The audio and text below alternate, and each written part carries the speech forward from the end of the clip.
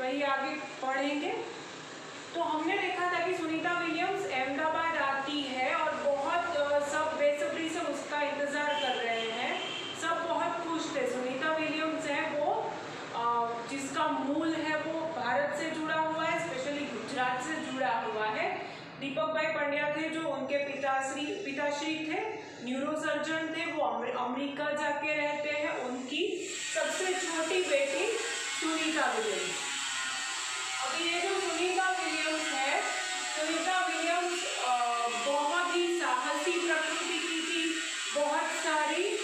बहुत खेल-कूद में भाग लेती थी। उनके घर का वातावरण था वो बहुत मुक्त वातावरण था, इसकी वजह से वो बहुत सारे अलग-अलग खेल-कूद में भाग लेती रहती थी।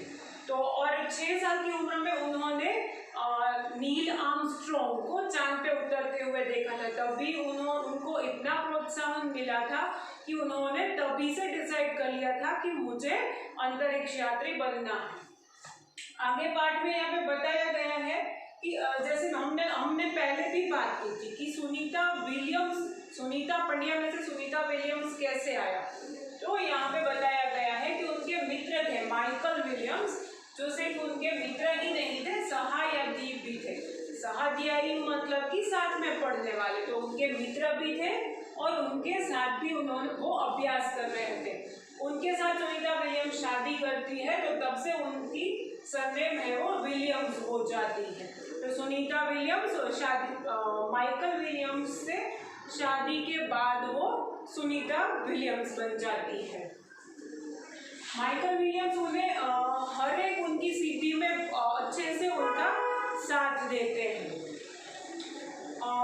सुनीता विलियम्स है वो अपने नासा में वो कल्पना चावला के साथ ही काम करती थी, तो वहाँ पे कल्पना चावला उनकी प्रेरणा स्रोत बनी। यहाँ पे हमें लेखिका ने बताया है कि लगभग जून 1998 में नासा के लिए सुनीता विलियम्स को चुना जाता है, उन्हें सिलेक्ट किया जाता है और वो कल्पना चावला के साथ वहाँ पे काम करती है। वहीं से कल्पना चावला उनकी प्रेरणा स्रोत बनती है। दोनों साथ में काम करती है ना। तो दोनों भारतीय है, दोनों का मूल भारतीय है। हाँ, कल्पना चावला तो भारत से ही थी, हरियाणा से, पर ये जो है हमारी सुनीता विलियम्स वो भी मूल गुजरात से थी। तो दोनों भारतीय होने के कारण क्या रहता है कि उन लोगों में एक बॉन्डिंग था कि हाँ हम दोनों भारतीय है, तो उन दोनों को साथ काम करना बड़ा अच्छा लगता था। यहाँ पे कोकिला जी बताती है कि दोनों की रुचियाँ काफ़ी अलग अलग थी। जैसे सुनीता जी यहाँ पे बताती है कि हम दोनों की रुचियाँ थी, दोनों के शौक थे वो काफ़ी अलग अलग थे, फिर भी हमें एक साथ, हम दोनों भारतीय थे तो हमें एक साथ काम करना बहुत अच्छा लगता था। दोनों को भारतीय संगीत से काफ़ी लगाव था और दोनों साथ में भारतीय संगीत सुनती थी और दोनों को भारतीय संगीत बहुत अच्छा लगता था। जून 1998 में नासा के लिए जो सुनीता विलियम्स को चयनित किया जा रहा है, मतलब उनको सिलेक्ट किया गया, उनको चुना गया। उसके बाद जून, जुलाई, अगस्त 1998 में उनका प्रशिक्षण प्रारंभ हो जाता है। यानी कि उनका जो प्रशिक्षण, वहाँ पे पढ़ाई भी करनी पड़ती है, यहाँ थोड़ी ट्रेनिंग दी जाती है आपको अंतरिक्ष में जब भी जाना है तो उसके लिए। तो वो ट्रेनिंग उनकी अगस्त से चालू हो जाती है।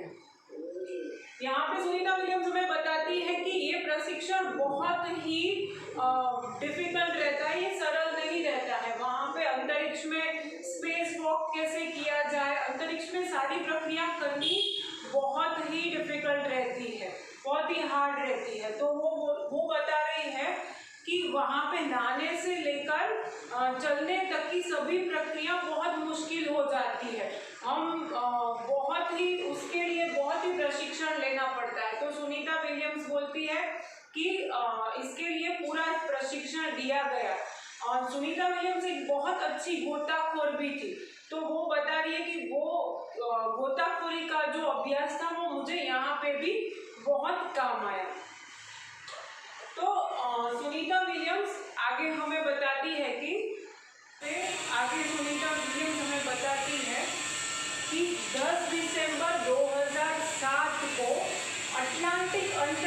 यान, इनसे वो गई थी स्पेस में। अटलांटिक अंतरिक्ष यान पहुंचता है 10 दिसंबर को, 10 दिसंबर को निकलता है और वो स्पेस सेंटर पहुंचती है। उसके बाद 17 दिसंबर को वो अंतरिक्ष में चहलकदमी करती है, मतलब कि चलती है। 29 घंटों में, मतलब कि 29 घंटे और 17 मिनट तक वो स्पेस को करने का रिकॉर्ड है उनका, वहाँ पे सुनीता विलियम्स का रिकॉर्ड है। 6 महीने लगभग रहती है वो वहाँ पे। वहाँ की बातें शेयर करती हुई वो हमें बताती है कि वहाँ पे व्यायाम बहुत आवश्यक है। व्यायाम करना, स्पेस सेंटर में रहती थी वो, और व्यायाम करना बहुत आवश्यक मानती है। क्यों? क्योंकि व्यायाम करने से ही क्या होता है, हड्डियों तथा मांसपेशियों की शक्ति बनी रहती है। हड्डियों तथा मांसपेशियों की, हड्डियां मतलब बोन्स और मांसपेशियां मतलब कि मसल्स, उसकी जो स्ट्रेंथ रहती है, शक्ति रहती है, वो बनी रहती है। क्यों? क्योंकि व्यायाम करने से। नहीं तो क्या होता था, नहीं तो उनका लचीलापन, मूवमेंट करने की जो पावर रहती है बॉडी में, वो खत्म हो जाती है, या फिर उनको क्षति पहुंचती है, बहुत नुकसान होता है वहाँ के वातावरण के कारण। कि किसे, हड्डियों और मांसपेशियों को, बोन्स और मसल्स को अगर व्यायाम नहीं किया जाए स्पेस सेंटर में, स्पेस में, तो वो तकलीफ हो रही थी। उसके लिए वो बताती है कि वहाँ पे व्यायाम करना बहुत आवश्यक था।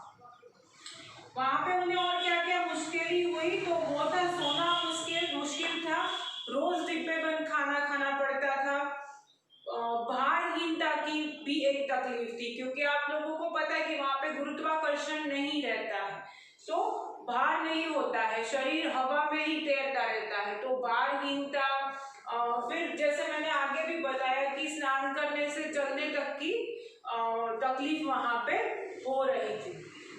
फिर भी सुनीता विलियम्स है वो 6 महीने तक स्पेस सेंटर में रहती है, और वहाँ पे बहुत अलग अलग टाइप के रिकॉर्ड्स भी बनाती है, और दूसरे वहाँ पे अभ्यास भी करती है। आगे लेखिका हमें बताती है कि सुनीता विलियम्स ने स्पेस सेंटर में बहुत सारे और भी महत्वपूर्ण कार्य किए। वे कौन से, उसकी हम बात करते हैं। जैसे कि ह्यूमन लाइफ साइंस पे रिसर्च किया, फिजिकल साइंस पे उन्होंने रिसर्च किया, वहाँ से उन्होंने पृथ्वी का निरीक्षण भी किया, शिक्षा और टेक्नोलॉजी डेमोन्स्ट्रेशन भी उन्होंने वहाँ से किया। तो इतने कार्यों में इतने महत्वपूर्ण कार्य भी उन्होंने स्पेस सेंटर में से किए हैं। इसके अलावा उन्होंने वहाँ से जो जमा किए थे ब्लड सैंपल्स, वो भी उन्होंने किसे पहुँचाए, जो न्यूट्रिशन से संबंधित कार्य करते हैं वैज्ञानिक, उन्होंने ये ब्लड सैंपल्स भी पहुँचाए थे।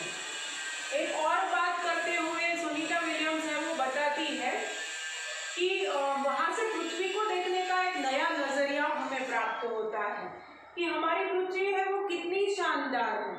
एक अंतर्दृष्टि हमें प्राप्त होती है, एक अलग नजरिया हमें प्राप्त होता है कि आने वाली पीढ़ी को अपने ग्रह को कैसे बचाना है, ये सोचना है उन्हें कि अपने ग्रह को कैसे बचाया जाए। वो सोचती है कि वहाँ से पूरा विश्व, पूरी पृथ्वी एक ही नजर आती है।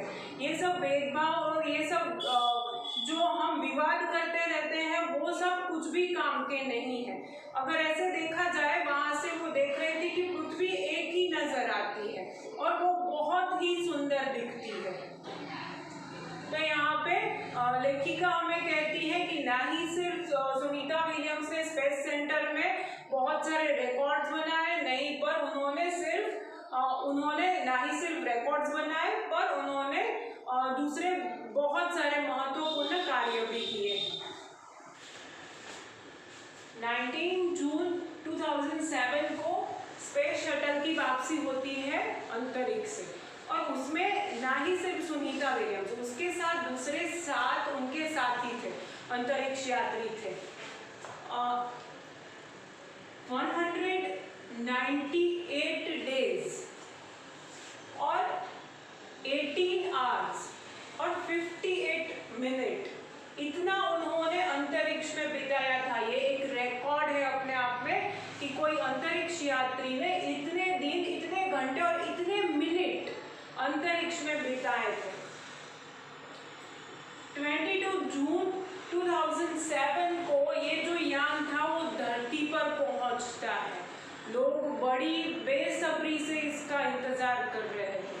हाँ, आपको पता है कल्पना चावला का यान जब भी रिटर्न हो रहा था, धरती पे आ रहा था अंतरिक्ष से, तभी वो ब्लास्ट हो गया था। तो कल्पना चावला नहीं पहुंच पाई थी धरती पे।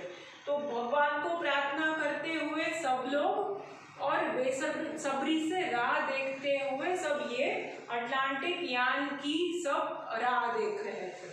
तो कब आता है वो? 22 जून 2007 को वो धरती पर पहुंचता है। सुनीता के जमीन पर आते ही, धरती पर आते ही हम लोग भारतीयों और स्पेशली हम गुजरातियों का सर ऊंचा हुआ, क्योंकि सुनीता विलियम्स है वो मूलतः भारतीय थी। अगर हम नारियों को सर्वोच्च स्थान पे बैठना है, कुछ कर दिखाना है, अपने जीवन में आगे बढ़ना है, तो हमें साहसी और महत्वाकांक्षी होना ही है। अगर आगे बढ़ना है तो हमें हम पे विश्वास रखना है, साहस दिखाना है और सपने देखने हैं, है ना। तो ही हम सपने पूरे करने का साहस होगा तो हम आगे बढ़ सकेंगे, है ना। तो साहस भी चाहिए। तो यहाँ पे लेखिका है जो हमारी, तो वो क्या बोल रही है कोकिला जी कि सुनीता विलियम्स ने एक भारतीय होने का, खुद का और हम भारतीयों का सर गर्व से ऊंचा कर दिया।